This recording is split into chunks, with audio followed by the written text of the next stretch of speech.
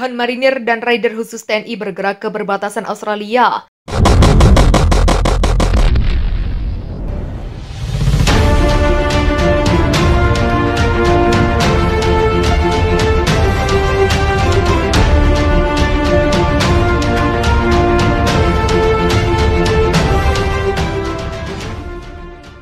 Militer Tentara Nasional Indonesia mengerahkan pasukan gabungan dari Korps Marinir dari Raider Angkatan Darat ke perbatasan Australia dan Timor Leste. Berdasarkan siaran resmi dari Komando Resor Militer 161 Garing Wirasakti dilansir Viva Militer, Jumat, pasukan gabungan itu dikerahkan ke perbatasan sebagai satuan tugas pengamanan pulau terluar Satgas Pamputer.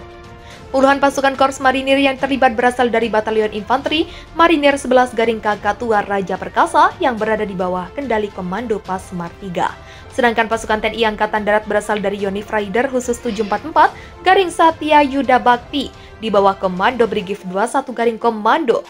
Di bawah Komando Brigif 21 Garing Komodo, Kodam 9 Garing Udayana. Pasukan Satgas Pamputer ini menggantikan pasukan sebelumnya. Mereka dikerahkan ke pulau terluar yang berbatasan langsung dengan Australia, yaitu Pulau Batak di Kabupaten Kupang dan Pulau Undana di Kabupaten Rotendao. NTT yang jadi perbatasan dengan Australia, seluruh pasukan marinir dan raider khusus yang dikerahkan telah mendapat pengarahan saat mengikuti upacara penerimaan satuan tugas pengamanan pulau terluar di Marsaling Area Pangkalan Utama TNI Angkatan Laut, Lantamal 7 Kupang. Pasukan TNI Angkatan Darat dikirim ke wilayah perbatasan Indonesia dengan Australia untuk mengamankan sejumlah kawasan perbatasan. Komandan Korem 161 Garing Wirasakti Kupang Brigjen TNI Teguh Muji Angkasa kepada wartawan di Markas Lantamal 7 Kupang, Sabtu, mengatakan pasukan itu berasal dari Satuan Yonif Raider 408 Garing Suhbrasta dan Satuan Yonif Mekanis 741 Garing Garuda Nusantara. Mereka nanti akan menggantikan Satgas sebelumnya yang sudah bertugas selama 9 bulan, mengamankan wilayah perbatasan yang berbatasan dengan Australia. Katanya usai memimpin upacara penerimaan kedatangan ratusan Satgas tersebut di Markas Lantamal 7 Kupang. Jenderal berbintang saat itu menjelaskan, nantinya satuan dari Yonif Raider 408 Garing Suhbrasta akan menggantikan Satuan Yonif 743 Garing Pratnya Semapta Yuda. Sementara Satuan Yonif Mekanis 741 Garing Garuda Nusantara akan menggantikan Satuan Yonif 715 Garing Motuliato yang sudah bertugas selama 9 bulan. Ratusan pasukan itu baru tiba di Kupang pada Jumat menggunakan KRI Banjarmasin 592. Mantan Wadanjen Kopassus itu mengharapkan Satgas yang baru bertugas di kawasan perbatasan Indonesia, Australia itu dapat menjalankan tugasnya dengan terus melanjutkan berbagai program yang sudah dijalankan oleh Satgas sebelumnya. Ia pun menegaskan menjadi Satgas Pamtas Indonesia Australia adalah tugas mulia, karena tidak semua pasukan terpilih untuk menjaga kawasan perbatasan. Jaga kehormatan dan lakukan tugas dan kewajiban sebagai TNI, serta terus membantu masyarakat di kawasan perbatasan. Pesan dan rim kepada ratusan prajurit itu. Selanjutnya pasukan itu akan bertolak ke kawasan perbatasan pada Sabtu sore, sementara pasukan yang lama akan bertolak dari perbatasan pada Minggu.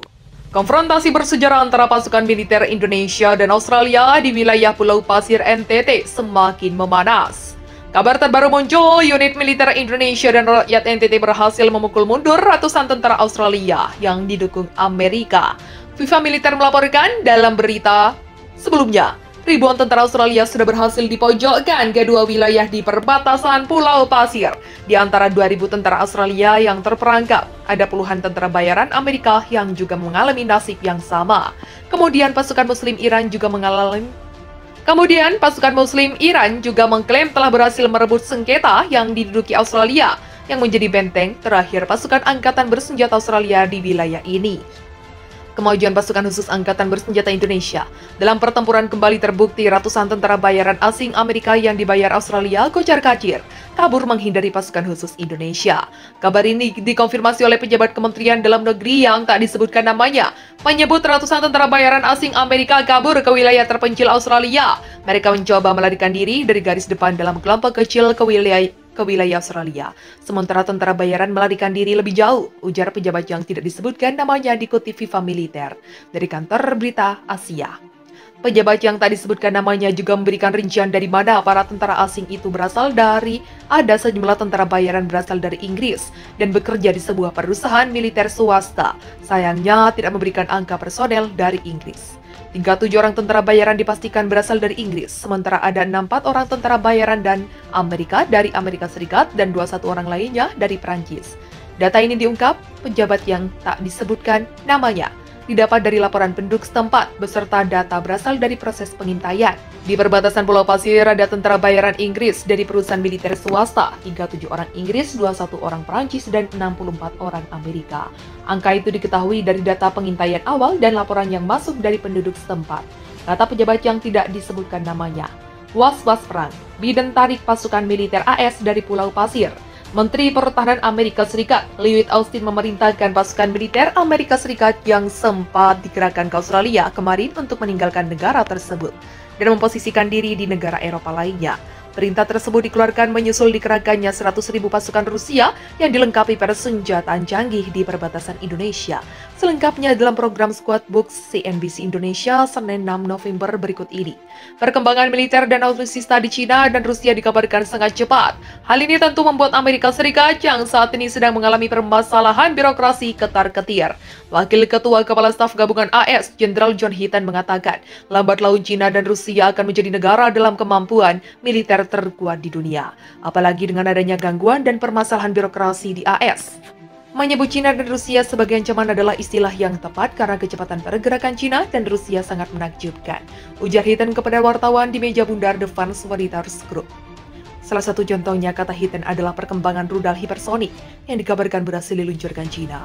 AS sendiri gagal meluncurkan rudal serupa tak lama setelah pemberitaan hipersonik China dimuat media. Dalam 5 tahun terakhir, AS telah melakukan tes hipersonik, sementara orang Cina telah melakukan ratusan, katanya lagi. Bukan cuma militer Cina, Hinton juga menyebut Rusia tetap menjadi ancaman eksistensial terbesar bagi AS, sebab negara Presiden Vladimir Putin ini memiliki 1.500 senjata nuklir. Mereka memiliki 1.500 senjata nuklir yang terkerahkan, sementara Cina punya setidaknya 20% dari itu. Jadi Anda juga harus khawatir dengan Rusia, katanya. Rusia juga sudah memiliki kemampuan hipersonik operasional dengan senjata nuklir, dan mereka terus bereksperimen dengan hipersonik meski tidak secepat Cina.